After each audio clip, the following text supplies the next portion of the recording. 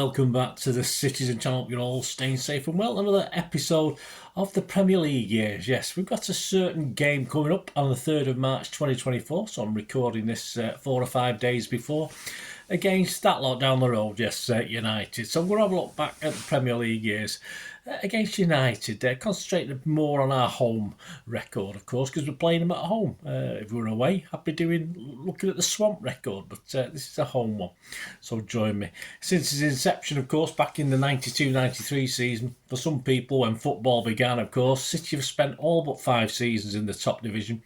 United, of course, have been a Premier League team throughout. Well done, you lot.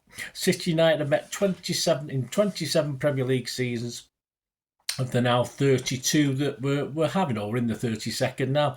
We'll have a look at our record against them, concentrating, as I said, on our record at home, so please join me. If you are new to the channel, please push that subscribe button, push the bell notifications, everything City past, present, and as long as we can keep going. So join me, leave us your comments, especially your memories. Of course, I'll be looking at 3 specific games today, but let us know your memories of these. A couple of very memorable ones, and another memorable one apparently, although I wasn't as impressed as certain other people, but we'll talk about that.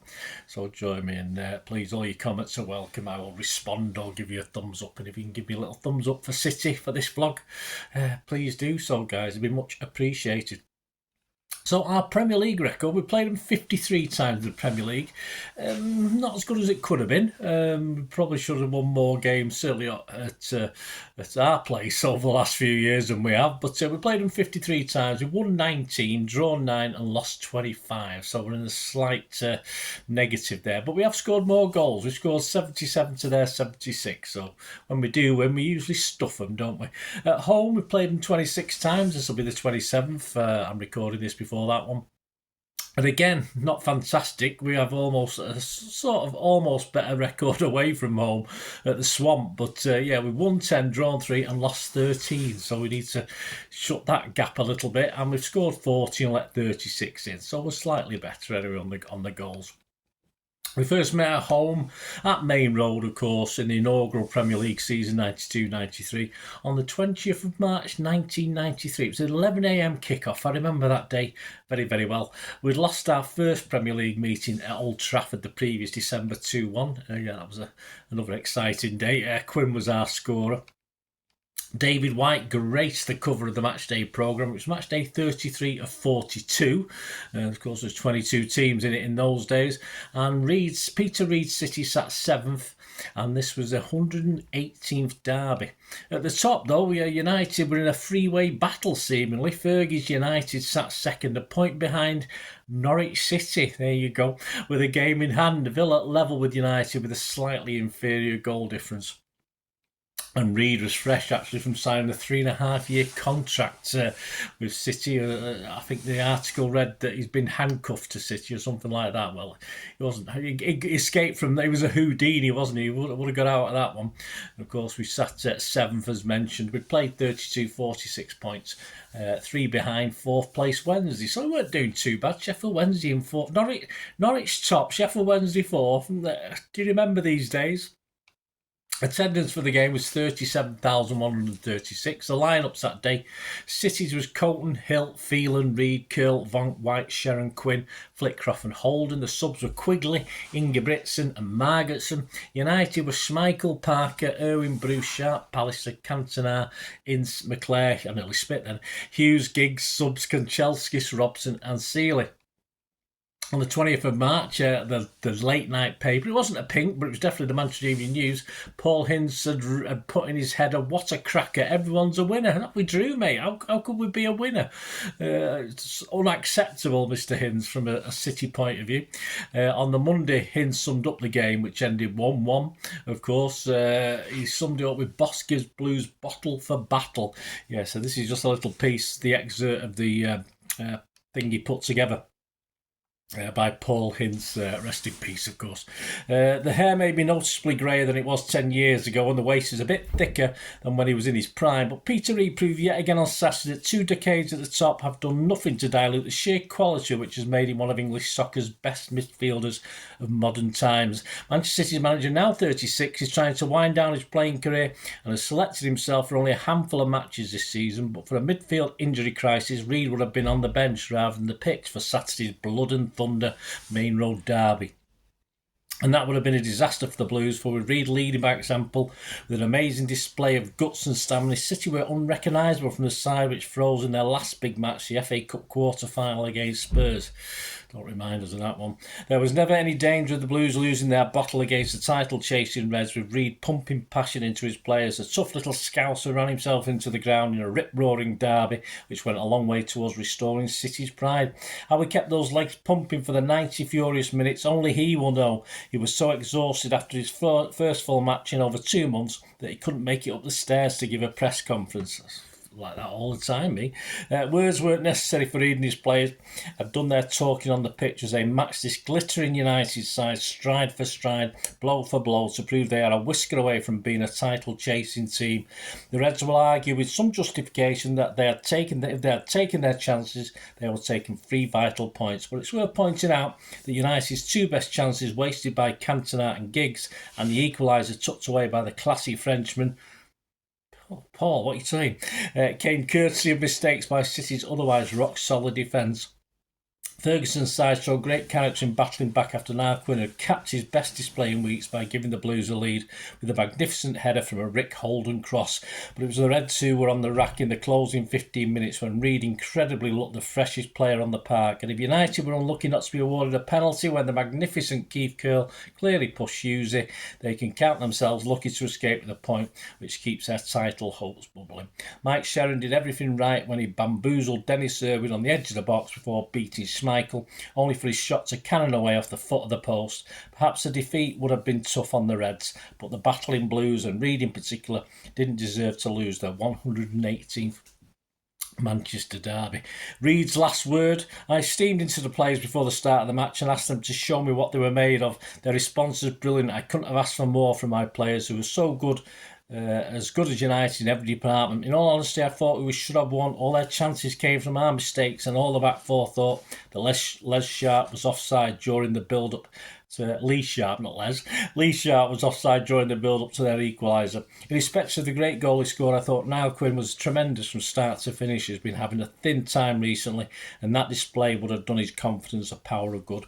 A derby isn't the ideal match to make a comeback because they are played at such a frenzied pace, but I really enjoyed it. And if you look at the player ratings for that day from Paul Hintz, Creighton got an 8, Hill, Vonk got 6s, Curle, Phelan and Flitcroft got 8s, Reid got a 9, White got a 6, Sherrin got a 6, Quinn got an 8 and Holden got a 6. And of course, Paul Hintz's man of the match, as you could probably guess, was Peter Reid. City's ageless player manager rolled back the years with a vintage midfield display from start to finish. And just before we go, just a little quick look at what else was happening around the Premier League that day. Here's some of the other scores in the Premier League. It was Arsenal 4, Southampton 3, a crowd of 24,000. Aston Villa 2, Sheffield Wednesday 0, a crowd of 38,000. Blackburn 1, Middlesbrough 1, 14,000 there. Chelsea 1, Tottenham 1, 25,000. Ipswich 0, Coventry 0, 16,000. Liverpool 1, Everton 0. No change there, was there? 44,600 at that one. Oldham 2, QPR 2, 10,000, almost 11,000, 10,946. Sheffield United 0, Palace 1, almost 19,000. And Wimbledon 3, Norwich 0, 10,875. That wasn't a bad crowd for Wimbledon in those days. So there you go. United went on to win the title. Yep, clear of Villa by 10 points. Yes, they didn't mess about. And of course, Norwich faded badly and ended up 12 points behind. We finished 9th, 27 points behind United. I won't say mind the gap. How rude. Our first home win in the Premier League came at the sixth time of asking. Yeah, and fittingly, it was the last ever derby, of course, at Main Road before the move to Eastlands. What a glorious day that was. Saturday the 9th of November 2000. 2002. It was a date that sort of went down in legend, didn't it? It was our last main road game, and certainly went down in happy memories for us City fans. Keegan City were 14th. We played 12, 14 points, not great. Fergus United were languishing 8 points behind leaders Liverpool at the time, down in 3rd place. A collage of City heroes were on the programme cover, from Colin Bell to Paul Lake. Attendance that day, 34,649.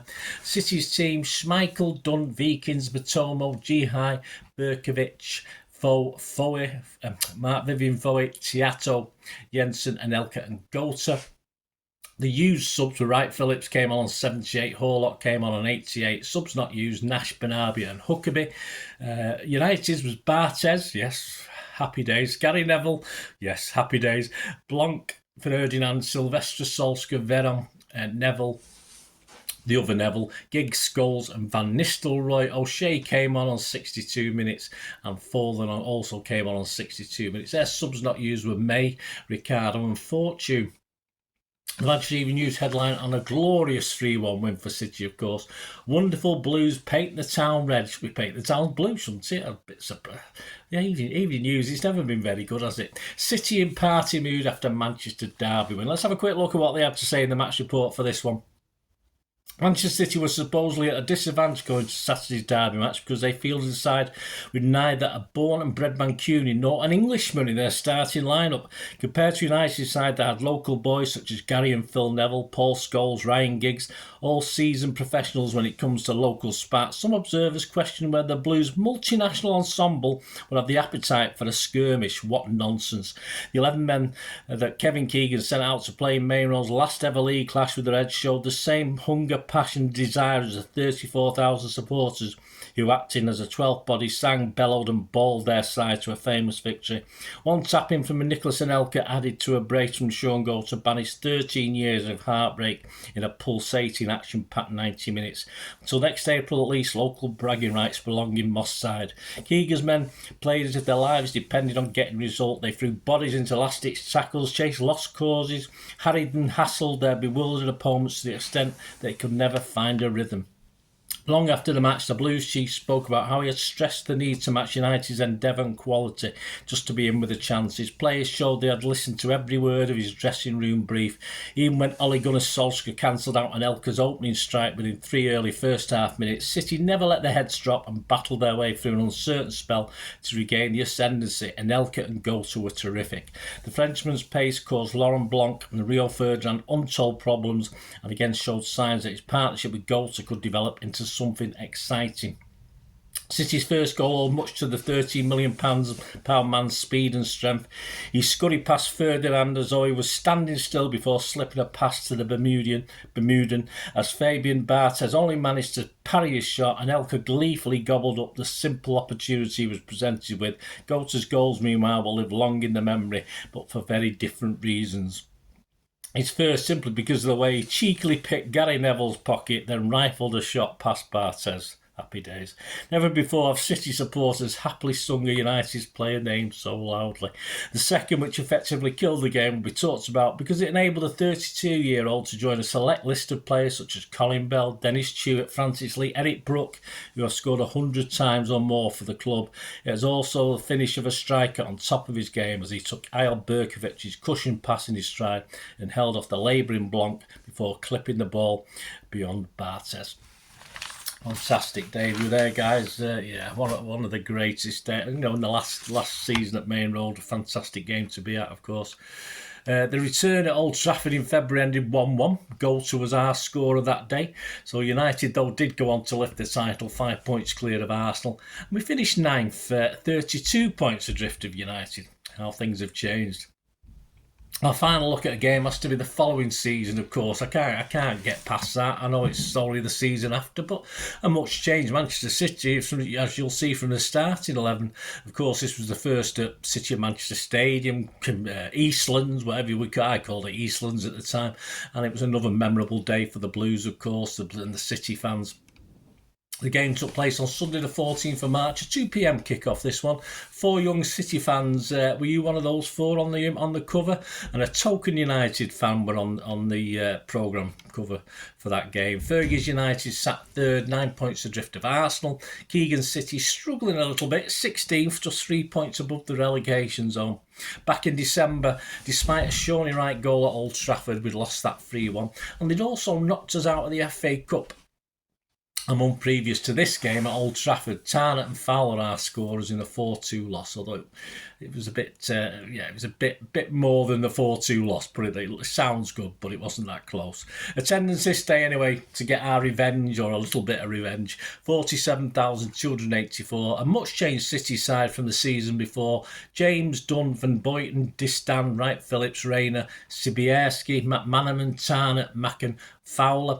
Bosvelt came on 45 minutes, G. High came on 84 minutes, and Sinclair on 45 minutes. The other subs unused, Harrison and Wanchop. For United, they had Howard, Phil Neville, Brown, Silvestri, O'Shea, Ronaldo. Solskjaer came on for him on 72. Fletcher, Butt, Giggs, Forlan replaced him on 77. Scholes and Van Nistelrooy. Subs not used, Carroll, Bellion and Lynch. And King of the Kippax, we'll go over to King of the Kippax for this one.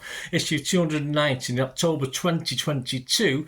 Neil Mather was remembering Derby Day memories. He was remembering this game in his part 3 of that special feature. So we'll have a look at what Neil had to say. He said, after the memorable win in the last derby at Main Road on November 9, 2002, the first encounter at the City of Manchester Stadium, I never get used to that, provided the Blues with more joy. We had lost 3-1 at Old Trafford a few months earlier. Not many expected City to get anything from this game.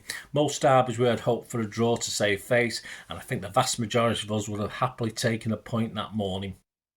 What followed was an awesome performance from the home side. It only took 3 minutes for Robbie Fowler to steal in and poke City in front, and when John Macken swiveled to score the second on the half hour, it was dreamland. The 2-goal cushion lasted less than a couple of minutes though before arch nemesis Paul Scholes pulled a goal back. We then had to endure what seemed like a lifetime of holding on to a narrow lead.